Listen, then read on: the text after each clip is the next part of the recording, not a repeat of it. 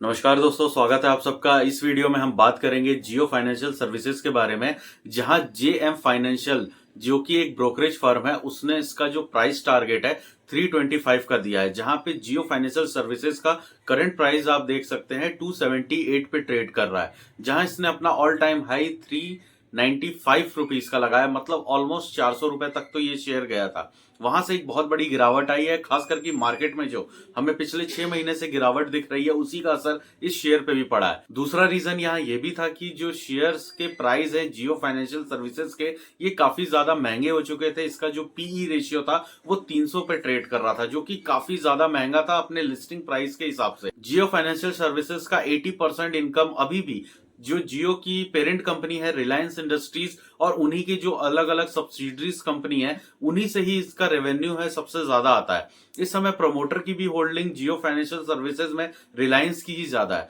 हालांकि शेयर को हाइप तब मिला जब ब्लैक रॉक कंपनी, जो कि वर्ल्ड की सबसे बड़ी इन्वेस्टमेंट फर्म है, इसने इसके अंदर इन्वेस्टमेंट किया ताकि आगे आने वाली जो अपॉर्चुनिटीज है, जो इंश्योरेंस बिजनेस है और जो डीमेट अकाउंट खुलते हैं, इस बिजनेस में भी स्टार्ट करने का एक जो विजन है, उसके हिसाब से इन्होंने इसमें इन्वेस्टमेंट किया। इस समय जियो फाइनेंशियल सर्विसेज का जो प्राइस टारगेट बढ़ाया जा रहा है शॉर्ट टर्म बेसिस पे, और लॉन्ग टर्म पे इसमें काफी ज्यादा बुलिश मूवमेंट देखने को मिल रहा है। तो जेएम फाइनेंशियल जो ब्रोकर फर्म है, इसने जो जियो फाइनेंशियल है इस पे टारगेट क्यों बढ़ाया है, ये चीज समझते हैं। और इसी के साथ साथ उसने जोमेटो पे भी एक अच्छा खासा टारगेट दिया है कि ये वापस से अपने ऑल टाइम हाई वाले प्राइस मूवमेंट पे जा सकता है। इन दोनों ही शेयर्स पे इसलिए जीएम फाइनेंशियल ब्रोकर ने अपना एक विजन रखा है, अपना एक 3 महीने का शॉर्ट टर्म का एक टारगेट रखा है, क्योंकि इन दोनों ही शेयर्स को निफ्टी 50 के अंदर एक जगह मिल रही है। अब ये दोनों शेयर्स निफ्टी 50 का हिस्सा बनेंगे, जहां जियो फाइनेंशियल सर्विसेज और जोमेटो, इन दोनों को निफ्टी 50 में ऐड किया जाएगा।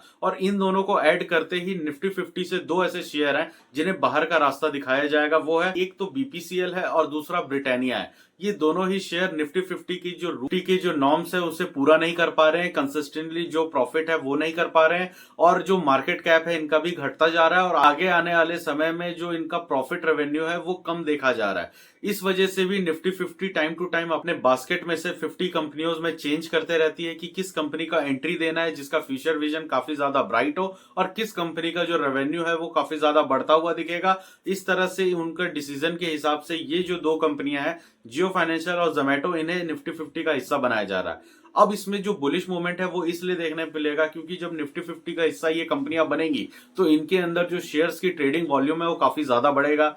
इन शेयर्स के अंदर इन्वेस्टमेंट्स काफी ज्यादा बढ़ेगी और ये मेन फ्रेम पे आएंगे। इन पे जो फोकस होगा इन्वेस्टर्स का वो सबसे ज्यादा होगा। निफ्टी 50 के अंदर आना ये अपने आप में बहुत बड़ी बात हो जाती है, और इस कारण से भी इन शेयर्स के जो वॉल्यूम्स बढ़ेंगे, इसके वजह से इसके प्राइस में फ्लक्चुएशन काफी ज्यादा होगा। दूसरा ये कारण है कि अभी रिसेंटली ही जियो फाइनेंशियल्स ने अपना Q3 का रिजल्ट दिखाया, जिसमें रेवेन्यू इनके मतलब नॉर्मल है, ना बहुत ज्यादा है ना बहुत कम है। हालांकि यहाँ देखा जाए कि जियो फाइनेंशियल्स का जो प्रॉफिट आया है वो 2023 में भी 294 करोड़ का आया था इसी सेम क्वार्टर में, और आज भी 2024 के जो इस थर्ड क्वार्टर का रिजल्ट है इसमें नेट प्रॉफिट 295 करोड़ का है। मतलब प्रॉफिट वहीं के वहीं है, ना नीचे हुए हैं ना ज्यादा कुछ ऊपर हुआ है। यहाँ पे हम कंपनी के एक्सपेंस रेशियो की बात करें तो सेम क्वार्टर में अगर एक साल पहले का देखें 2023 के थर्ड क्वार्टर में, तो वहां 90 करोड़ का एक्सपेंस रेशियो था, जो कि अब बढ़ के 131 करोड़ आ गया है। ऑब्वियस सी बात है, एक साल बाद कंपनी का एक्सपेंस यानी कि जो मार्केटिंग स्ट्रेटेजी है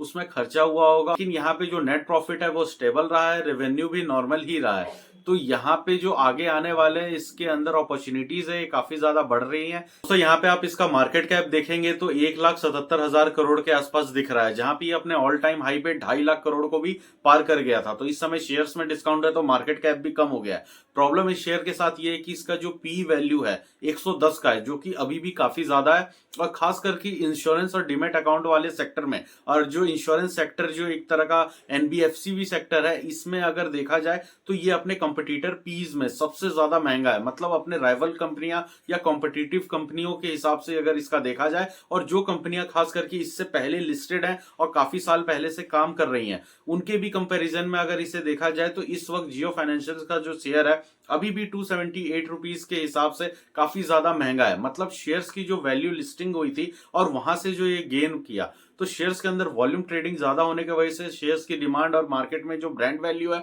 और जो डिमांड्स है इसकी, और उसके बाद जो ब्लैक रॉक का इन्वेस्टमेंट और अब जाके निफ्टी 50 का, तो यहां से भी शेयर प्राइस ऊपर जाएगा। लेकिन यहाँ बात ये समझने की, कंपनी हाइप में है इस वजह से शेयर प्राइस ऊपर जा रहा है, बट इनके इनकम्स और प्रॉफिट के हिसाब से इसकी पी वैल्यू पर शेयर जो इनका इक्विटी रेवेन्यू होता है वो पहले भी ₹2.53 था और आज भी ₹2.54 के ही आसपास है। जो ये फ्लक्चुएशन है ये काफी ज्यादा मैटर कर जाता है, और यहाँ पे यही चीज देखने की बात है कि कंपनी आने वाले समय में अगर अपने प्रॉफिट्स को और ज्यादा बढ़ाती है, अपने बिजनेस को और बढ़ाती है, रेवेन्यू और खास करके अपने एक्सपेंस को कंट्रोल रखते हुए प्रॉफिट जो नेट प्रॉफिट होता है उसे बढ़ाती है, तो ये अपने पी रेशियो को एडजस्ट करके कम कर पाएगी और वहां से इसका जो वैल्यूएशन है वो काफी ज्यादा अट्रैक्टिव बन जाएगा। इस समय इसमें एंट्री करना काफी ज्यादा दिक्कत वाली बात है, क्योंकि एक मोमेंटम शेयर है। इसके रिगार्डिंग कोई अच्छा न्यूज आएगा, जैसे कि बीच में कई बार कंपनी का शेयर अगर गिरता है तो जो इसकी पेरेंट कंपनी है रिलायंस इंडस्ट्रीज, ये खुद अपने जियो फाइनेंशियल्स के शेयर्स को खरीद लेती है। पहले भी कुछ ऐसे न्यूज़ेस आए हैं जहां पे 2 से 2.5 करोड़ शेयर्स रिलायंस फाउंडेशन द्वारा खरीदे गए थे, और इन सब चीजों के वजह से ही ये जो मार्केट में इसका शेयर का प्राइस है वो स्टेबल कर पाता है, क्योंकि इसके अंदर अगर सेलिंग भी आती है तो वो भी कुछ ज्यादा ही तेजी से आने लगती है। और रह गई फेस वैल्यू की बात, तो वो ₹10 का है, जो कि ठीक है, क्योंकि इस शेयर अभी ही हाल फिलहाल में लिस्ट हुआ है, तो आगे की जो इसकी फ्यूचर जर्नी होगी वो भी देखने लायक होगा कि कंपनी क्या इस पे भी बोनस इशू करेगी। लेकिन यहाँ पे अभी काफी ज्यादा लंबा टाइम है, और कंपनी का जो एक तरह से डेप्ट कह सकते हैं, कंपनी ऑलमोस्ट डेप्ट फ्री है। कंपनी रेवेन्यू अच्छा कमा रही है, प्रॉफिट अच्छा कमा रही है, बट डिविडेंड अभी नहीं देती है। तो ये हाल फिलहाल में लिस्टेड शेयर है, आगे आने वाले टाइम में देखा जाएगा कि ये कंपनी डिविडेंड देगी कि नहीं। लेकिन यहाँ से इनके रेवेन्यूज और प्लस प्रॉफिट को काफी ज्यादा बढ़ना होगा, तब जाकर के ये कंपनी कुछ एक्स्ट्रा ऑर्डिनरी मार्केट में कर पाएगी। ये तो रहा जियो फाइनेंशियल्स के ऊपर में एक क्विक और बेसिक अपडेट। अगर आपको ये वीडियो अच्छा लगा तो आप इसे लाइक करें, चैनल को सब्सक्राइब करें दोस्तों। आगे हम और भी ऐसे शेयर्स पे वीडियो बनाते रहेंगे, जिसके वजह से आपको बहुत अच्छा अपडेट मिलता रहेगा। तो दोस्तों फॉलो करें और सब्सक्राइब करें। नमस्कार दोस्तों।